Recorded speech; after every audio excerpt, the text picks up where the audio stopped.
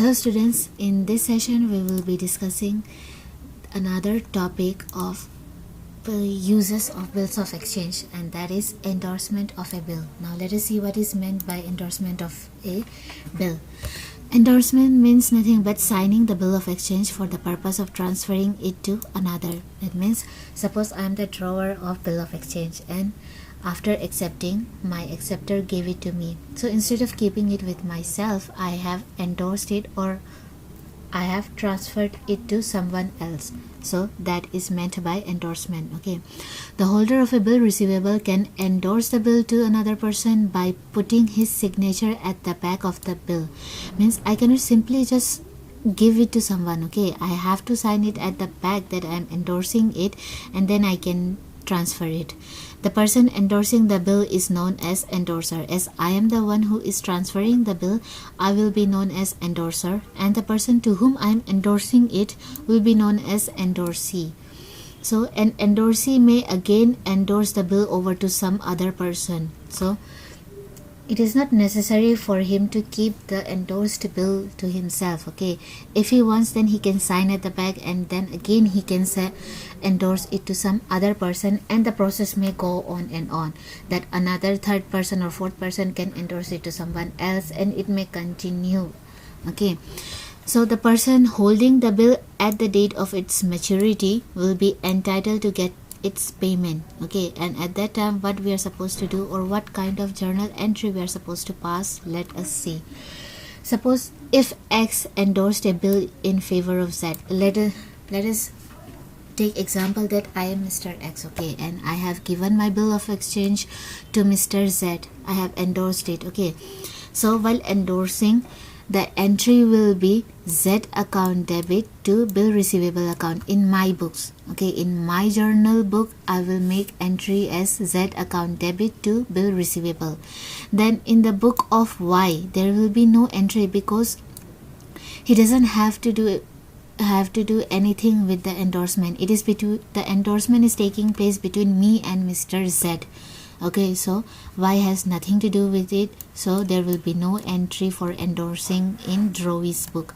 Then again, in the journal of Z, since endorsement is taking place between me and Mr. Z, so in book of Z there will be one transaction, or there will be one journal entry, and that entry is bill receivable account debit, because he is receiving bill receivable. Asset is coming inside his business, so according to real accounts rule, debit what comes in. So bill receivable account is debited, and the giver account will be credited, and giver is no one but Mr. X. Okay, in the narration you can write bill receivable received.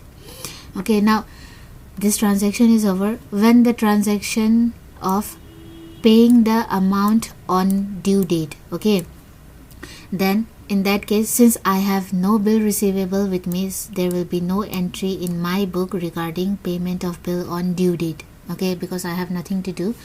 Then journal of Y, that means in Drawey, since he is liable to pay amount on due date, there will be one journal entry in his book, and that entry is bills payable account debit to bank account, because Z is the holder of bill receivable now. So on maturity date, Z will take that bill receivable to Mr. Y. So after receiving that bills payable, remember bill receivable of Mr. Z is bill payable of Mr. Y. So after receiving that bills payable, he will make the payment through his bank account. So bank account will get credited and bills payable account will be debited. Okay, the similar manner, when Z receives the amount of money on due date, there will be a journal entry in his book, and that entry will be bank account debit to bill receivable account, because he will receive amount in his bank account and he will give away the bill receivable to Mr. Y. So these are the two transactions that we have to take care while endorsing a bill. Now you can see there are three parties involved in endorsement. That means we have to pass journal entries in three parties book. Okay, now let us see this illustration number 7.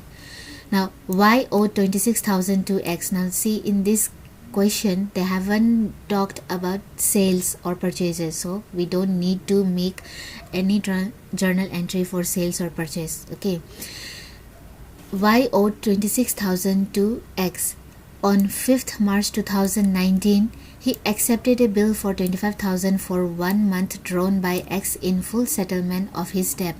That means X, he is supposed to receive 26,000 from Y. So on 5th March, what X did was that he made a bill, then he sent it to Mr. Y and he accepted it for 25,000 for 1 month, okay, for settling his debt. Then X allowed 1,000 as discount. Then again X, he endorsed the bill to his creditor Z immediately. So instead of keeping that bill with himself, X endorsed it or transferred it to Z because he owed some money to Z also. So instead of paying cash, what he did was that he gave that bill to Z. Okay, the bill was duly met on the due date. That means on the due date Y made the payment of bill. Okay, so we have to pass journal entries in the book of all these three parties. Now first let us see in the book of X. Okay, now for owing money we cannot make any journal entry. Okay, so we have to skip this Y owed 26,000 to X because there will be no journal entry for this particular sentence. Now then next let us see, he accepted a bill for 25,000. Now we know that while accepting a bill there will be journal entries. Okay, so X, he received bill receivable from Y, so there will be bill receivable account debit. Then again while doing that he allowed a discount of 1,000 also. Okay, so discount allowed account will be debited. We know that debit all the expenses. Okay, so 25,000 is the amount of bill receivable and 1,000 discount. So altogether Y now have to pay 26,000.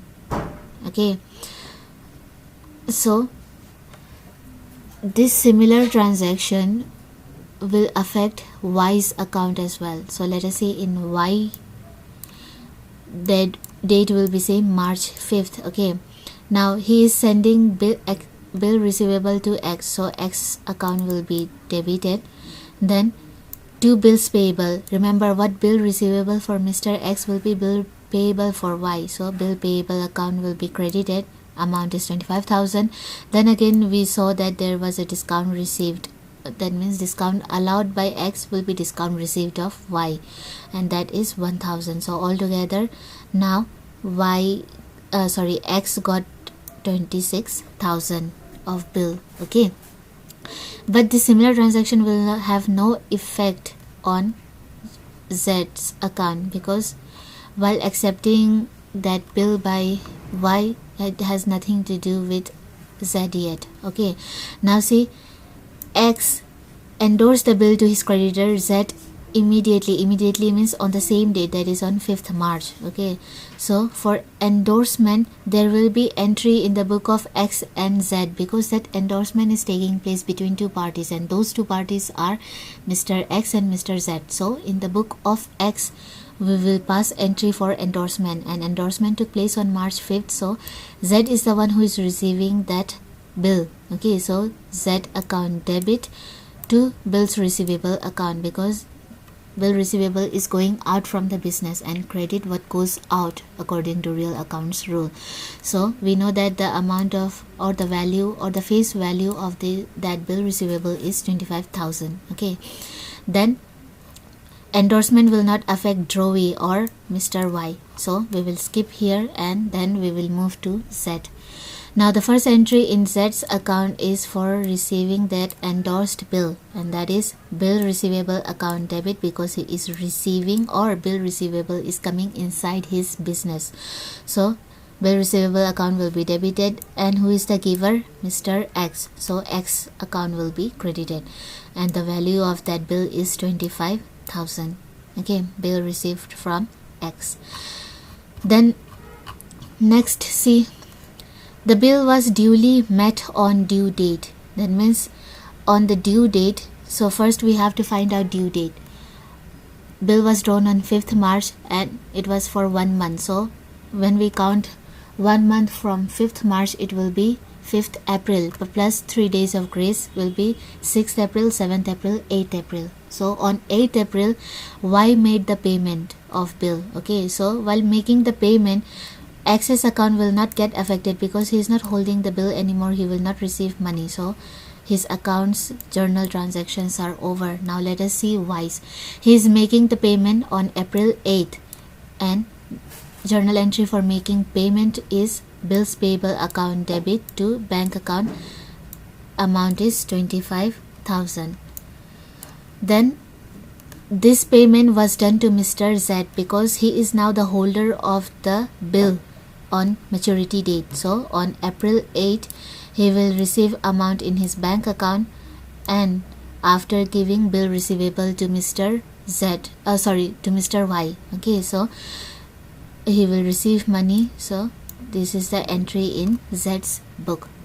So this is how you are supposed to prepare three parties journal account while in the case of endorsement. Okay, now on 8th April, when Y makes payment of the bill, X will not make any entry in his book since payment will be received by Z. Okay, so you have to be very careful and you have to understand, while there are more than two parties involved, that you have to see which transaction is affecting which party, and according to that you have to make payment to you have to make journal entries.